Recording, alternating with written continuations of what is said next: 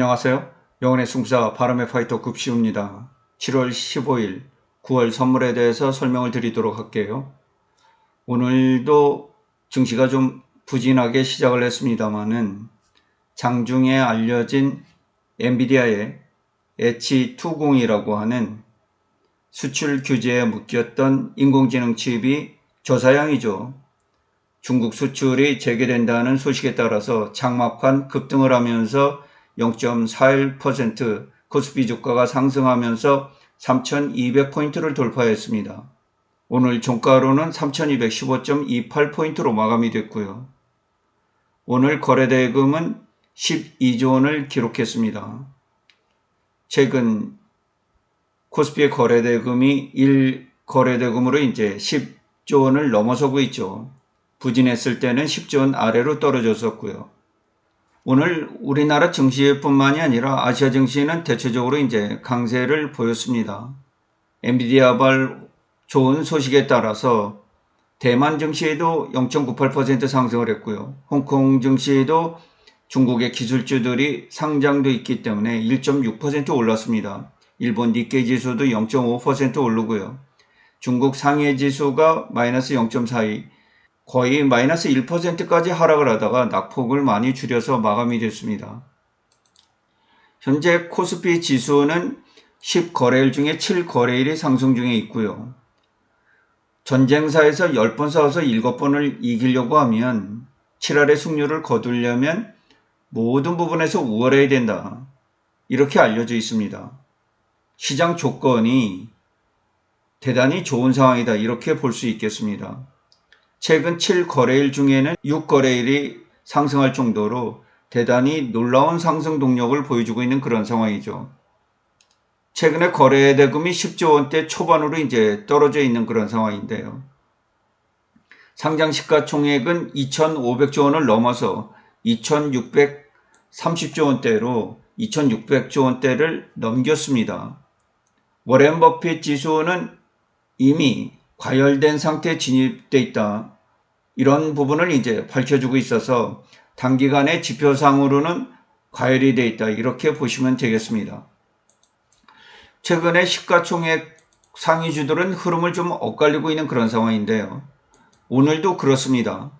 최종적으로 삼성전자가 강하게 올라와서 63,700원으로 종가 마감이 됐고요. SK 하이닉스는 30만원에서 이탈해서 298,500원을 기록하면서 마감이 됐습니다. 오늘 두산 에너빌리티가 8.47% 강하게 시장을 이끌었고요. 하나 에어로스페이스도 5.08% 강하게 상승을 했습니다. 최근 우리나라의 증시의 특징을 보면 여러 가지 자사주 소각 이슈라든가 상법 개정 이슈라든가 해외 방산 이슈라든가 조선 이슈라든가 이런 여러 가지 이슈들이 이제 복합적으로 작용을 하고 있잖아요. 신정부 들어서 추진하고 있는 스테이블 코인, 원화 스테이블 코인 문제도 있고 지역화폐 문제도 있고 이런 복합적인 문제들이 이제 엮여져 있습니다. 이런 부분에 따라서 어떤 때는 조선주와 방산주가 오르고 어떤 때는 반도체 섹터가 이끌고 어떤 때는 원전 에너지주가 이끌고 어떤 때는 금융이 이끌고 어떤 때는 바이오가 이끌고 어떤 때는 2차 전지가 이끌고 계속 순환매가 되면서 시장이 강세를 이어가고 있다. 이렇게 보시면 되겠어요. 반도체만 놓고 따지면 SK 하이닉스가 삼성전자를 앞서고 있는 그런 상황 아니겠어요? 삼성전자의 시가총액이 377조. 현재 삼성전자 우가 10위권 밖으로 밀려났죠. 삼성전자 우를 포함하면 400조 원이 넘을 것으로 이렇게 보이는데 SK 하이닉스의 2배 정도 되는 회사의 볼륨을 가지고 있는 그런 상황이에요. 일부는 300조 내외에서 SK 하이닉스가 삼성전자를 추월할 것이다. 시가총액 면에서 이렇게 주장하는 분도 계시긴 합니다만 아직까지는 SK 하이닉스가 삼성전자를 추격하기에는 역부족인 상황이다. 이렇게 볼 수 있겠습니다. 시가총액 면에서 그렇습니다. 현재 코스피 지수는 퍼가 14.64배로 약간 다소 올라와 있고요. PBR은 이제 더 이상 싼 값에 주식을 살 수 없을 정도로 높게 형성이 되어 있다. 1.08배를 받고 있습니다. 최근 증시 자금 추이를 보면 70조에서 65조 사이를 왔다 갔다 거리고 있습니다. 오늘은 68조 원대를 형성해서 유동성이 대폭 늘어나 있다. 이렇게 보시면 되겠죠. 이렇게 유동성이 늘어나 있을 때는 증시가 잘 하락을 하지 않습니다. 그런데 이제 우리가 좀 유의를 해볼 그럴 내용은 대차 잔고가 97조 원을 넘고 있어요. 한두 달 전만 해도 70조 원대 대차 잔고가 있었거든요. 공매도를 하기 위한 이제 사전에 주식을 빌려놓는 거죠. 대단히 많이 누적돼 있다. 어떤 주가적인 상황에 따라서 공매도 환경이 조성이 되면 대단히 강한 공매도가 전개가 될 수 있는 그런 상황이다. 따라서 주가의 급락이 언제든지 나올 수 있는 그런 여지가 남아있다. 이렇게 보시면 되겠습니다.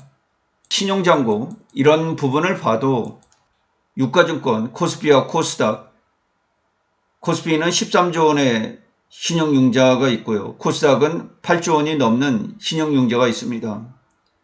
신용거래융자는 21조 3천억 원을 넘고 있어요. 대단히 가파르게 상승을 하죠. 주가가 부진했을 때 16조 원대였으니까 5조 원대가 증가를 해 있습니다. 예탁증권 담보융자를 보면 23조 원대죠. 합해서 44조 원의 B2가 증시자금으로 들어와 있다. 이렇게 이해를 하시면 되겠어요. 부동산만 B2를 하는 것이 아니고요. 증시에는 증권사에서 빌리는 돈, 자기 주식을 담보로 빌리는 돈, 이런 부분들이 함께 동시에 들어와 있다. 지금 거래가 활성화되고 있는 이런 부분들도 상당 부분 B2가 진입을 하고 있다. 이럴 경우 이제 공매도의 대상이 될 수 있고요. 주가가 급락을 했을 때 대비를 하기 어렵죠. 신용으로 이제 돈을 빌려서 주식을 투자한 경우에는요.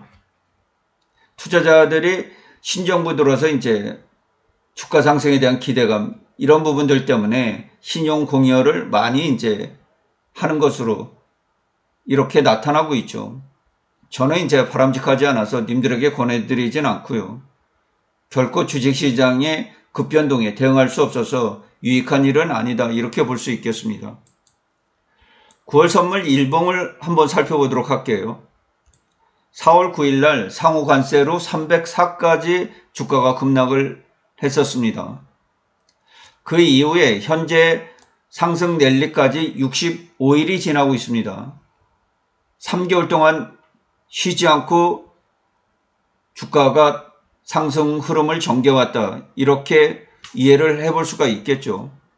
20일 이평을 4월 달에 돌파한 이후에 한 차례도 20일 이평을 닿은 적이 없습니다. 그만큼 대단히 강한 추세로 시장이 상승을 하고 있다. 5월 중순에 이제 골든 크로스가 이어졌죠. 20일 이평선이 60일 이평선을 돌파하는 그런 골든 크로스가 이어진 후에 현재 골든 크로스는 정상적으로 작동이 되고 있는 그런 상황이에요. 중간중간에 일정 부분 조정을 좀 주고 빠져나갔으면 좋은데요. 결국 20일 이평에 닿지는 않았습니다. 닿으면서 안착을 하면 좋은데 닿지를 않고 상승을 하고 있는 그런 부분이에요. 저는 이제 410포인트 정도에서 소멸갭이 존재하지 않을까. 증시의 막판에 나오는 이제 갭상승 흐름이죠. 이런 부분들은 빨리 이제 소멸이 되기 때문에 소멸갭이라고 하는데, 소멸이 되지 않고 행보를 거치다가 추가적인 랠리를 이어가고 있습니다. 이 부분은 이제 미국 증시가 지속해서 강세를 이어주기 때문에 그런데요. 오늘도 악재 속에서도 부진하다가 장막판에 엔비디아 소식을 통해서 이제 플러스 마감이 되는 그런 일을 겪었지 않습니까? 현재 20일 이평과는 4.2%의 이격이 벌어져 있어요. 60일 이평과는 13.97% 이격이 벌어져 있습니다. 이격이 대단히 많이 벌어져 있어요. 이렇게 되면 이격을 좁히는 것이 이제 순리다 이렇게 볼 수 있겠죠. 주가가 무한정 올라가진 않습니다. 지속해서 이런저런 이슈가 받쳐주면서 이제 증시를 이끌고 있는데 그만큼 선물지수가 높아진 만큼 코스피 종목들의 주가도 대단히 높게 형성이 되어 있다 이렇게 볼 수 있겠습니다. 이제는 아주 비싸게 사서 더 아주 비싸게 팔아야 되는 그런 형국이다 이렇게 이해를 하시면 좋겠죠. 20일 이평선을 약간 연장을 해볼게요. 20일 이평선을 연장을 해보면 현재 주가가 좀 강하게 조정을 받으면 420포인트까지, 주가가 조금 더 약하게 하락을 하면 425포인트까지는 선물지수가 하락을 할 수 있다는 점 여러분들이 염두에 두시면 되겠어요. 추가적으로 올라가는 거는 제가 이야기를 드리지 않겠습니다. 그건 손해가 나는 것이 아니니까 우리는 주가가 어느 정도 하락을 했을 때 어떻게 대비를 하는가 이런 부분들을 가지고 있어야 되기 때문에요. 왜냐하면 지금 현재 60일 이평선에 닿기까지는 앞서서 20일 이평이 존재하지 않습니까? 20일 이평이 한 번도 터치를 하지 않았기 때문에 20일 이평의 회귀를 하게 돼요. 410에서 420포인트 이 부분에서 회귀를 할 뻔했습니다만은 명확히 닿지를 않았죠. 이 부분에 공백이 있는 것처럼 회귀를 명확히 하지 않았어요. 그러면서 재반등이 일어났기 때문에 코스피 주가 지수도 3200포인트를 넘고 있잖아요. 오늘 현재 선물 지수가 0.68% 추가적으로 올라서 435포인트를 기록하고 있습니다. 일정 부분의 조정은 필요하다는 생각입니다. 현재 우리나라 코스피 지수가 4000포인트를 간다, 5000포인트를 간다 이런 논란들이 이제 분분하잖아요. 단기적으로 과열해서 조정이 나올 것이다. 지속해서 주가가 상승을 할 것이다. 3500포인트까지는 도달을 할 것이다. 이런 주장들이 이제 분분하게 엇갈리고 있는 그런 상황인데 제 개인적인 느낌으로는 약간 조정을 주는 것이 좋지 않겠나 이렇게 보입니다. 조금 쉬었다 가는 것도 나쁘지 않습니다. 하지만 미국 증시가 지속해서 강세를 보이고 있어서 좀처럼 조정을 주지 않습니다. 오늘도 현재 나스닥100 선물이 0.69% 오르고 있는데요. 우리나라의 야간 선물은 0.14% 하락 중에 있습니다. 우리가 선제적으로 너무 많이 올랐기 때문이에요.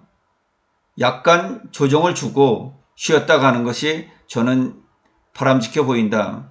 이렇게 설명을 드리도록 하겠습니다. 3개월 동안 정말 열심히 달려온 9월 선물이었다. 이상으로 방송을 마치도록 하겠습니다. 시청해 주셔서 진심으로 고맙습니다. 급시의 주식여행은 언제나 향기롭습니다.